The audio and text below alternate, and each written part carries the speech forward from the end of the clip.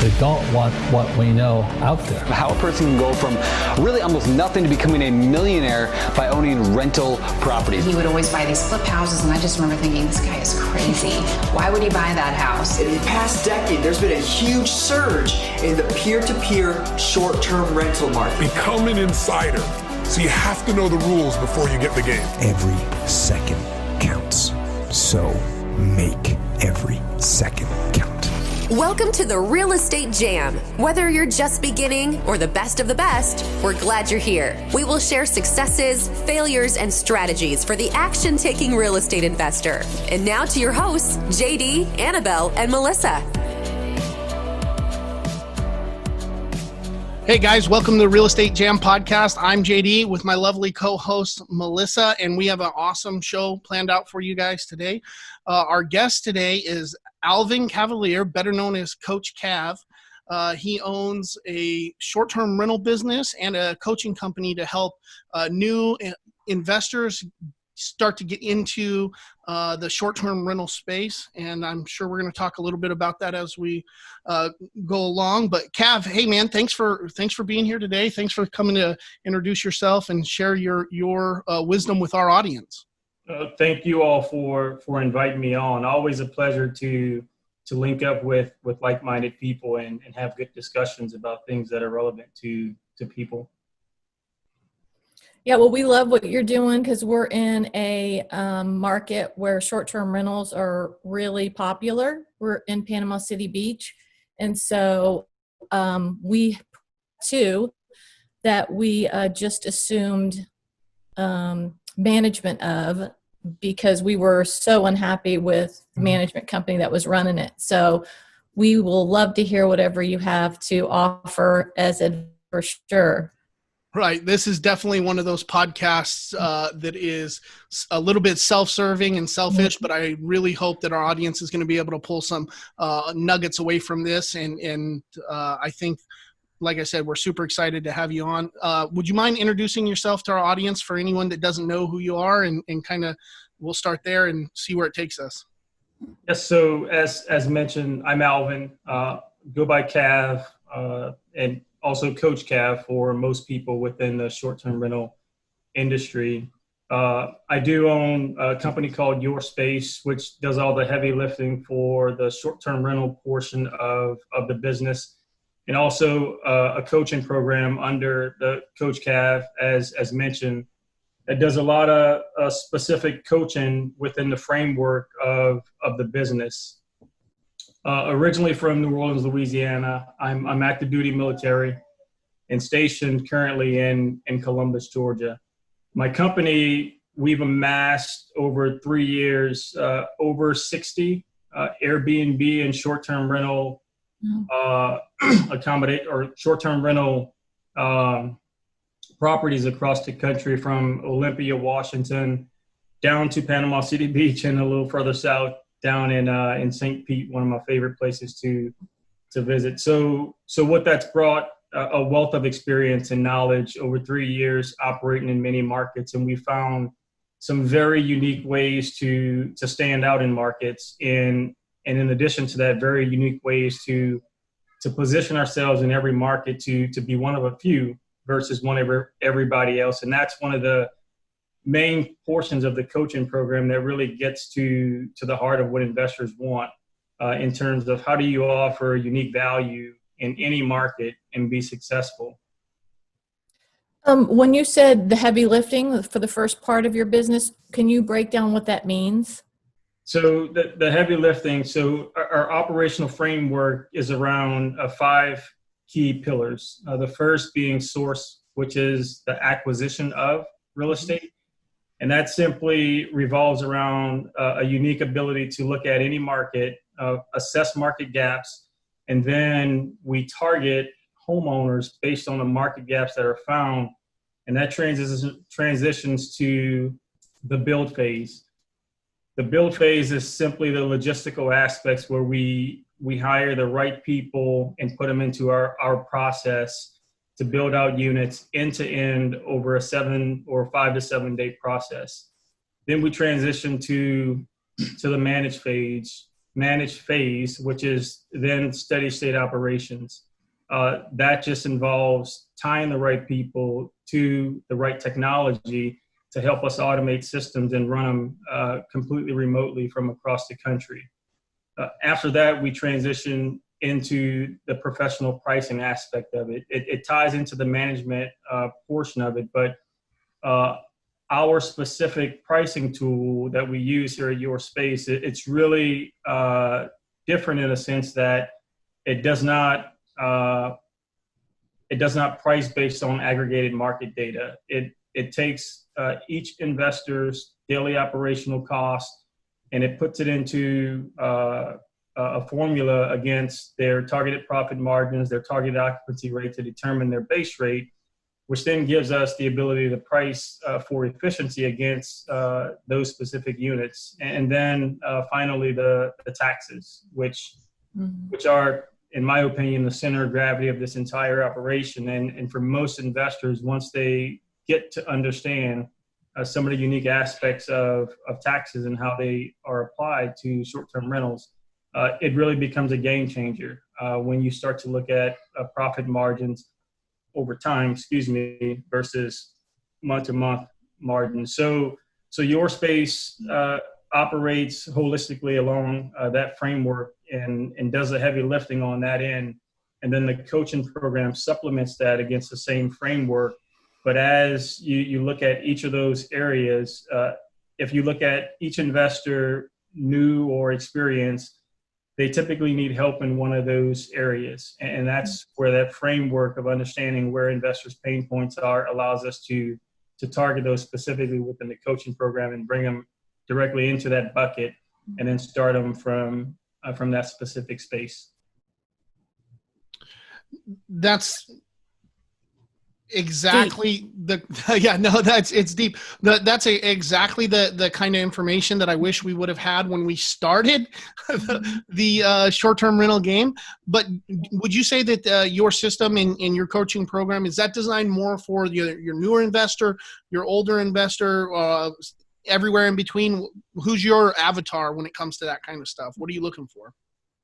So really everybody, if you think about it, the source phase involves the acquisition. So you'll see in any Facebook group any day of the week someone asking, hey, how do I start Airbnb, or how do I approach homeowners, or how do I approach apartment owners? So those are some of the unique aspects that are taught within the sourcing phase, with either the email scripts that we've created, or some of the voice recordings of some of the conversations with homeowners that brings context to those discussion points. And then if you look at experienced investors that maybe are having a difficult period with their rental, we're able to bring them into sort of the pricing phase, because it usually revolves around pricing, but then it also goes back to the source phase, where this, it couldn't be truer, but I always tell investors there are three things, three assumptions you always have to assume when operating short-term rentals or starting. One being, the value you have in your unit today is only as valuable as today. And what that means is that you've got to assume 3 to 5 investors are opening up short-term rentals in a 1 to 2 month time frame in your market. Yeah. And that's going to change the dynamics of your market as time goes on. So your value a year ago won't be the same. Yeah, so it revolves around being able to have unique value in the market, but it goes back to the market research and analysis that's done, and understanding where market gaps exist. And then you've got to consistently look at not only the market and market gaps and where they exist, but how do you continue to add unique value to your specific property? And if that doesn't happen, what happens is you just become one of everybody else instead of one of a few in the marketplace. And then you'll start to see those stale periods that people often go through. And then, the Facebook question comes with 1,000 comments on why their property's not doing well. So, go Sorry. ahead, Melissa. Oh, sorry. Okay. You got so many good questions. I know. So my first question, the way yours is set up is more towards people who are going to do short-term rentals that they don't purchase the properties. They're renting them. Like the Airbnb arbitrage or something like that? Yeah. Is that what you're asking? Yes. So I don't think that matters as much. The end state is that there's a property that's been acquired in some capacity, and it's going to be set up to operate as a short-term rental. Well, the only reason I asked that is because we had never thought about that till a couple of years ago, and someone that was in our mentorship group was, and we had never heard of that before. So I wanted you to expand upon that for people who can't purchase a home, but can definitely set up a business where they're renting one to then do that. So I wanted to give you the opportunity to explain that more. Oh, absolutely. So the rental arbitrage, and just for a definition's purpose, it's simply the practice of taking on a property, and that may be $1,200 a month with everything combined, and then you sublet it through Airbnb, VBRO, with the intent of making additional money, and that becomes your arbitrage model. Mm-hmm. Not to be confused with taking on a ton of properties, but that's where it typically leads, right? And in the rental arbitrage model that we do, very unique in terms of the master lease option that we take on. And what we do is we offer homeowners a minimum of a 3-year lease. And the reason why is because we'll fully furnish units and then deck them out with security and everything they need to be operational. And we estimate it takes us somewhere between 12 to 18 months to recoup our initial investment. And then that typically leaves us 12 to or 18 to 24 months of profit. Most cases, we take on 5-year leases or longer. And most people see risk with that type of investment, but due to the nature of real estate and being able to take real estate and apply it in so many different ways, I look at it as more of a better opportunity than a risk. And I'll give you an example. So I've got a home in Summerville, South Carolina, 3,800 square feet, 4 bedrooms, sits on just about an acre of land. As is, it is a fully functional Airbnb that can price $300 to $400 per night, which is just great for most people. But that home operates in the sharing economy. So we've got dedicated transportation assets. We've got dedicated personal chef assets. We've got dedicated mobile massage assets. We've got grocery services that we bring in through Instacart. We host weddings and other special events utilizing a form called PureSpace, which is an event platform similar to Airbnb, but specifically for events. And that's one reason why we allow events, because we then push people to PureSpace versus hosting them on Airbnb, which is a better platform set up for it. But to get back into the Somerville property, now that property generates income from about 6 or 7 different services. And when it's not operating on Airbnb, we're bringing in photographers to do photo shoots, film crews to do shoots. Personal chefs are hosting specialized dinners from the home. So it really allows us to bring in a ton of income, outsized profit margins outside of traditionally what the Airbnb does. And that's some of the uniqueness that you can get into with a piece of property that you're taking on long term, especially if you look and you're focused holistically within the sharing economy versus just traditional Airbnbs. And what was that platform called? PureSpace. Peer, we spell it? Peer. PEER. Okay. Space. And PureSpace is it's a great platform because and you guys have seen it before, right? You name a Facebook short-term rental form and you've seen people say, I don't allow events. No way. I can't have it. It's the worst thing ever. Mm-hmm. But the reality of it is that you've got to step back and you've got to understand the resources that exist for things like that. And then really understand how applicable they can be to your Airbnb and short-term rental business. And I'll give you a perfect scenario. So one day in Somerville, which is 25 miles north of Charleston, we took in a private company that hosted a catered event on Pier Space for 4 hours at $250 an hour. The same day after they left at noon, we had an Airbnb guest coming in for 6 days. Right? So that alone shot the profit margins through the roof. But the point being is that when you allow events on Airbnb, that's okay because we can then push those events to PeerSpace, which then alleviates the headache because that platform is built specifically to host events. And then all of the agreements that we typically want to put into our house rules and contractual terms, all that stuff exists within PeerSpace's platform. So you're just going through the platform or utilizing the platform, which charges by the hour to host events that are specific to the guest or client's needs.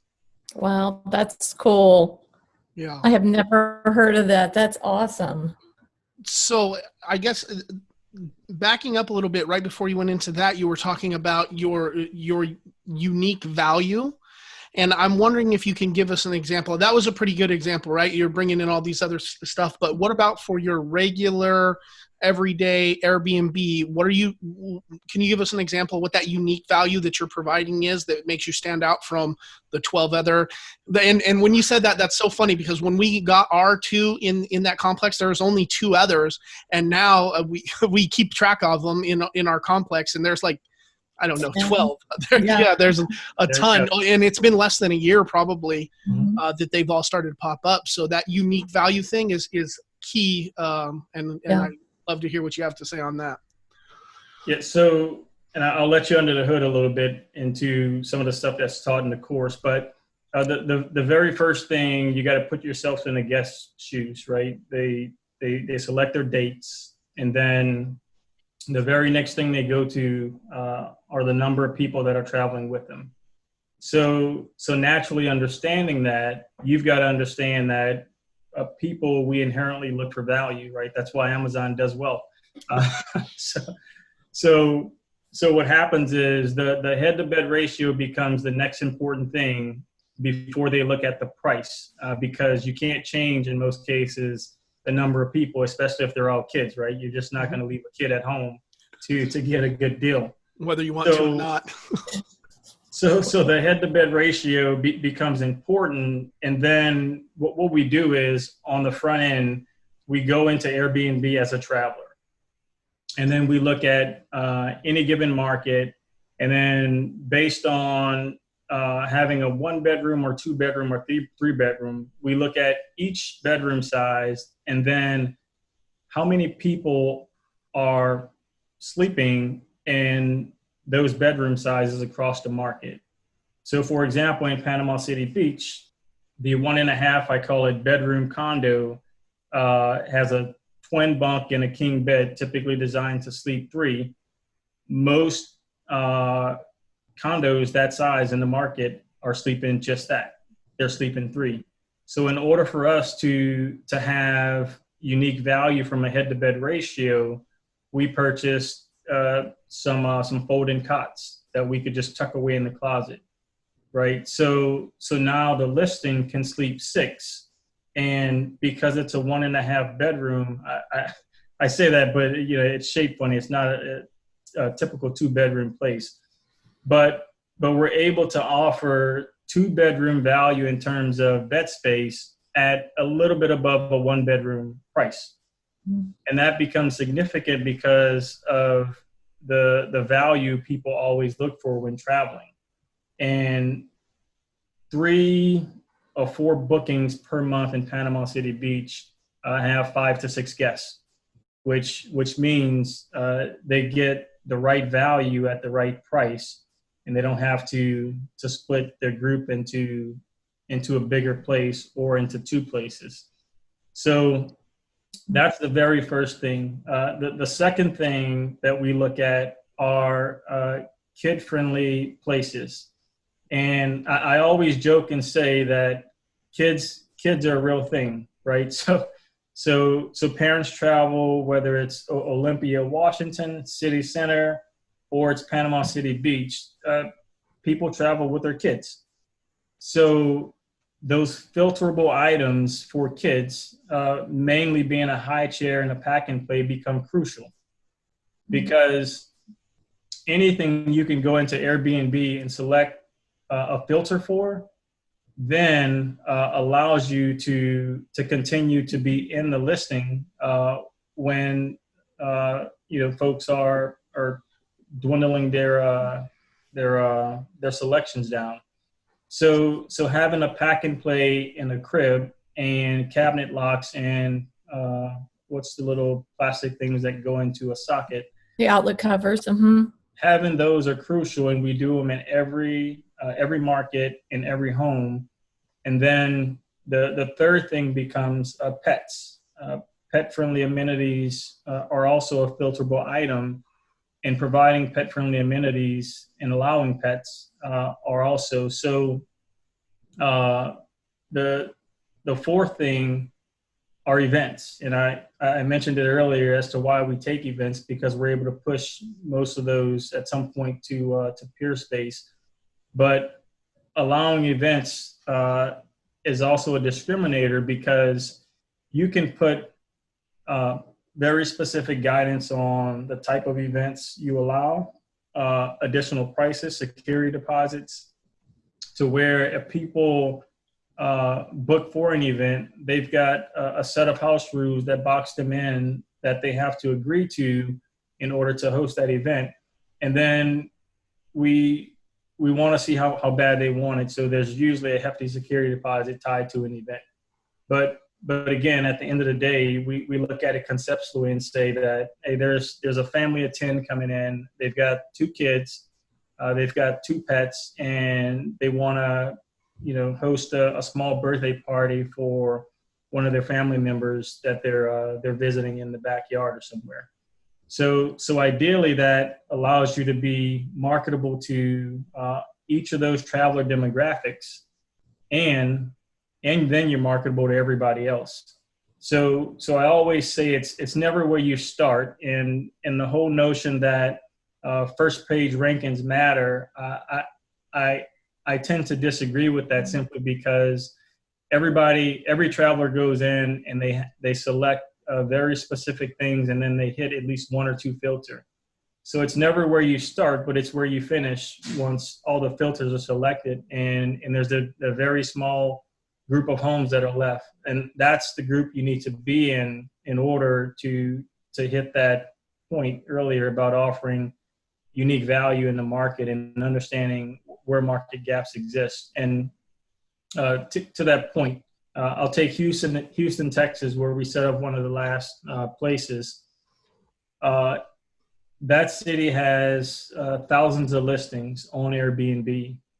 Before we set up our unit, we went through the exact same criteria before determining what to buy for that market. But once we took a 1-bedroom, we equipped it to sleep 7, well above what 1-bedrooms in the market were offering. It's pet friendly. It's got the kid friendly amenities. We allow events. By the time we filtered down each of those specific areas, there were only 2 listings in the whole city that were able to compete. So then putting that specific listing into Houston automatically meant that we were not engaged in a price war to start. So we were offering very unique amenities, and in this case, it simply becomes a look at, hey, against each of these traveler demographic or unique areas, we only want 1 booking per month at best. But those were 4 or 5 different areas that I spoke to. And if you get that, in most cases, especially weekends at weekend rates, you're able to hit or go above your targeted profit margins in most cases.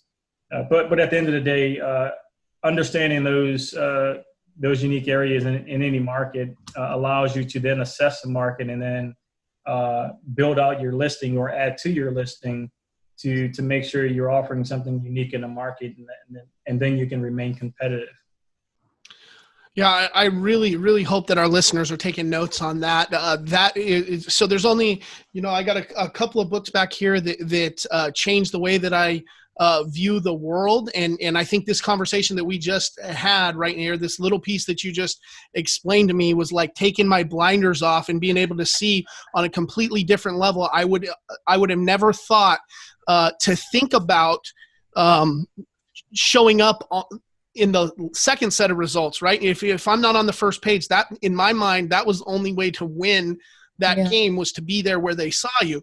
But now, if I think about it like you just explained, working it through your avatar's eyes, going in there, searching for the kid-friendly environment or the pet-friendly environment, and making sure that we show up on those listings, that's genius. That's a really, I don't know how I can explain how valuable just that little piece of information was. That was awesome. That was. And so I have a follow-up to that. So how do you keep it running smooth? Because that's always a huge part, like, or having a runner or somebody who's answering that phone in the middle of the night when the AC goes out. How do you keep that part of it with that many close to properties? home. Yeah. Right. This week. So Yeah, right. part of what I touched on in the build phase, hiring the right people and then tying them to the right process. So part one of that, with the right people, we use Thumbtack to source each of our vendors for any specific area. And the reason we prefer Thumbtack is because they charge vendors to even take leads. So in most cases, people that commit to Thumbtack versus just advertising on Facebook Marketplace, they're more committed to the profession that they're operating in. So we tend to find better quality through Thumbtack. And second part to the people, it's redundancy. Having 2 to 3, in some cases, housekeepers being one, center of gravity for teammates, and then 2, our maintenance / handy person tied to each listing. The housekeepers, very specifically to back up, become managers. I hate to say it, but we sort of turn them into mini managers without them necessarily knowing it. And that's simply because we contractually bring them on to take care of any day-to-day services or issues that happen with the home. And that includes restocking, if the dishwasher was left on for some reason, that's their responsibility to go back and take care of that. So once we establish that with the housekeepers, it usually takes a bulk of other vendors that would usually be required to come in and take care of small things completely out of the picture. So we're typically able to operate between a maintenance / handyman and a housekeeping team to completely run things really from anywhere. That's one of the things that we're working on getting, but because of our quick and fast hostile takeover of our properties management, we're still building that thing out. What are you doing to deal with the other kind of problems? Are you, or I guess maybe a better question is, are you calculating for the broken dishes, the missing pot holders? We just had our supply closet, the door ripped off the hinges and a bunch of stuff taken out of that. Do you have some sort of formula or way to prepare for that? Or are you screening your tenants harder? I don't know what we're doing wrong, but people are stealing our stuff. No, it happens. And, I hate to say it, but the way I sort of view this is that I've got to focus on the things that will allow me to run 50 units efficiently versus the small things that ideally a manager would take care of. But specifically for those things within the pricing tool, the operational expenses, miscellaneous costs, they're set to somewhere about $150 to $200 a night per property, or per month per property. And that's done purposely in order to make sure that we're accounting for those costs in our pricing, but with the expectation that something's going to break or we're going to have to replace something at some point. And it just becomes a business expense at that point. Okay. I wouldn't say there's a way to avoid it. We've tried everything, and sometimes things happen and you scratch your head and you wonder why people would do such thing, but right. It happens, right? Yeah. At what point do you make the decision to take part of their deposit? Because I know that's going to be a question that people are interested in as well. That versus getting the bad review, because you know how Airbnb is. You have to leave your review first before they're going to leave theirs. Right. I wrote a post a couple of weeks ago, and it was titled "Superhost is Dead."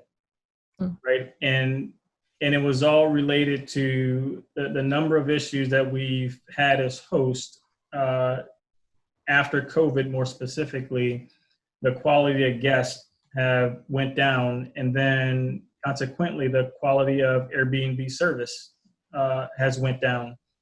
And the reason I said Superhost was dead is because hosts were put in compromising positions to either, hey, confront a bad guest about bad behavior, or not confront them and salvage their review in order to maintain or achieve their Superhost status. But it became, in my opinion, a point where you've got a business to run. So being a superhost isn't as important as maintaining your business at the end of the day. So I side on taking a bad review, but putting forth the effort to make sure, one, the host gets the appropriate review, and if they break something, that they pay for it. And if they did submit a security deposit for that particular stay, we're going to keep it and apply it towards the replacement of whatever it was they broke. Okay. Yeah, that's very similar to the conversation that we had within the last week or so in regards to that. Like, how much money is a star worth? Because it adds up real quick.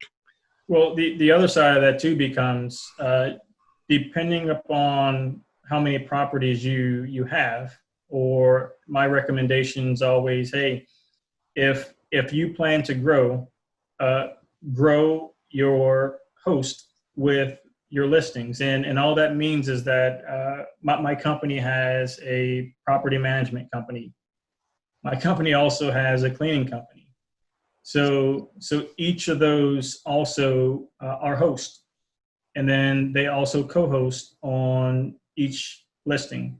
So there's redundancy built in. And then when it comes to the point of being able to salvage reviews in some respect, you have more options, right? With three companies or three listings to contend with versus others. Yeah, that's really smart too. Yeah. So you've been around the short-term rental game for a while. You've been around the coaching game for a while.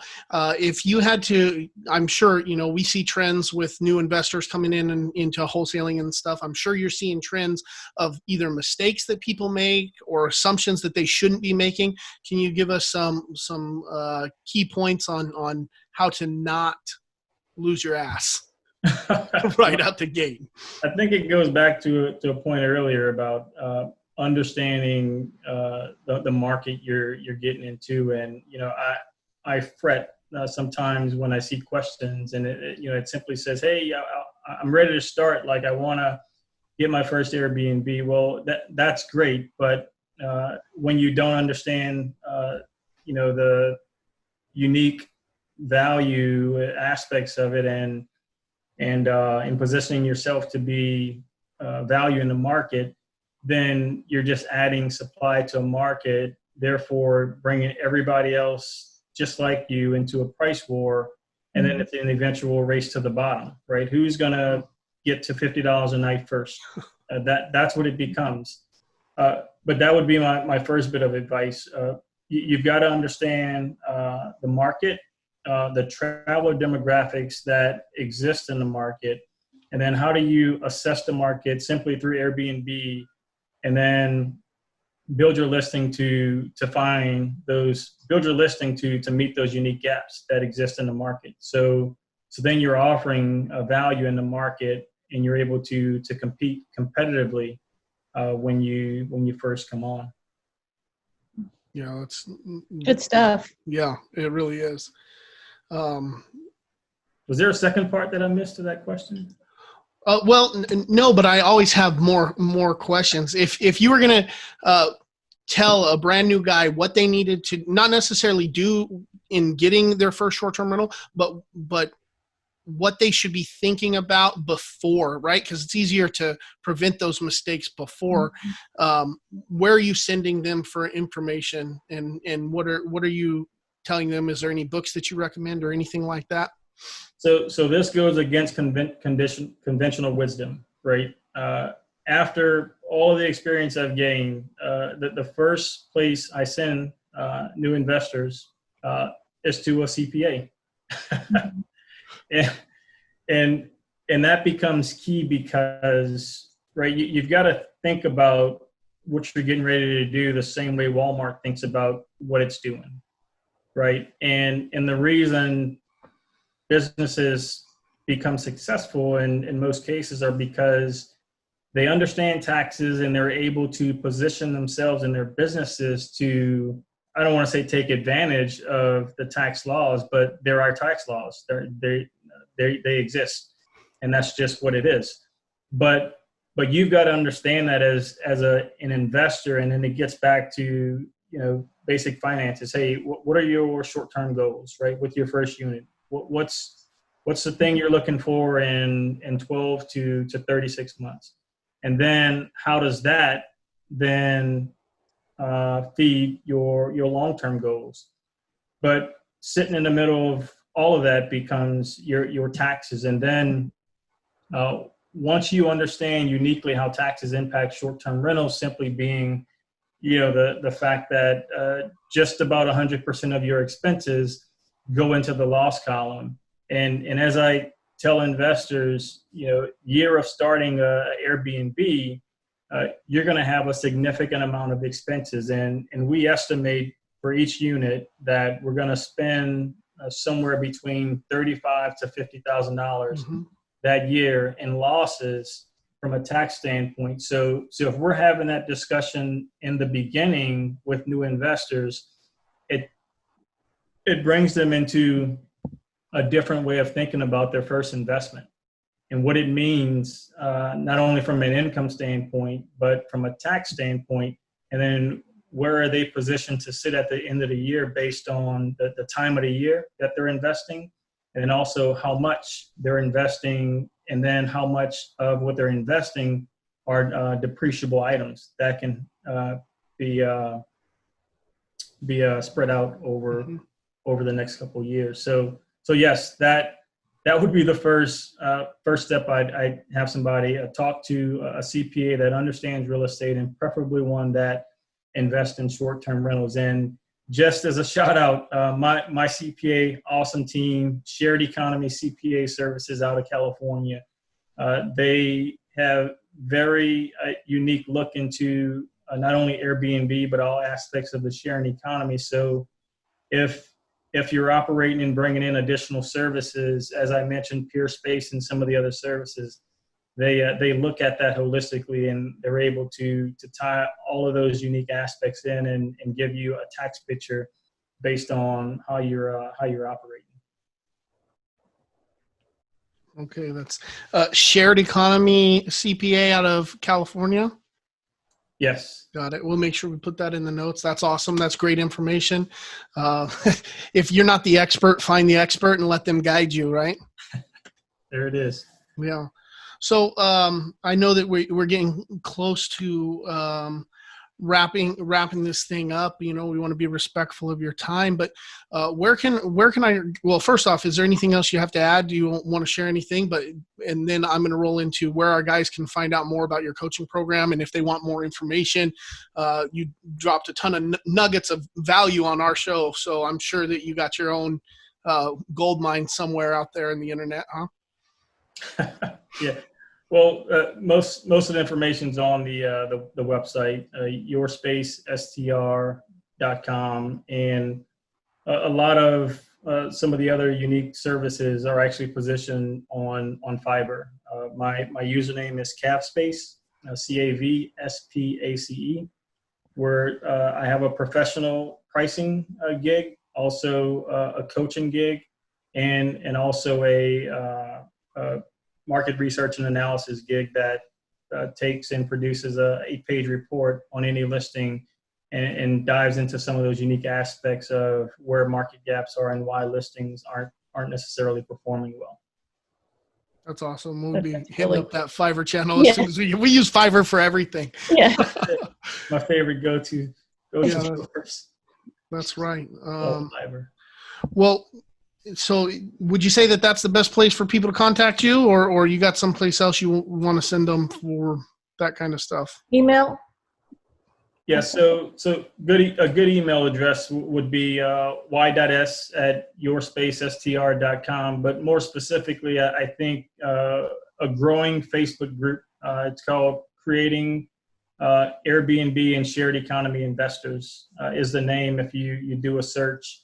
But that group is specifically focused on short-term rental investments, which is another part of what we do, offering turnkey Airbnb investments, but also a look into the sharing economy and talking about a lot of the unique things that you can tie into your Airbnb to bring in additional streams of income.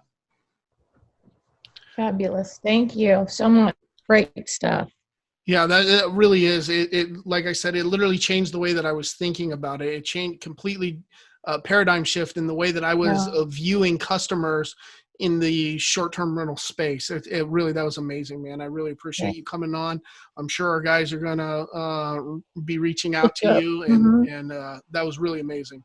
Thanks for having me. Always a joy to talk short-term rentals and bring some knowledge in based on my experience and everything I've seen. So I appreciate it. Awesome. All right, guys. Well, you heard it. If you got any value out of this, go check out that Facebook group that he mentioned. And, as always, like and share our podcast, give us some reviews, and we'll talk to you next time.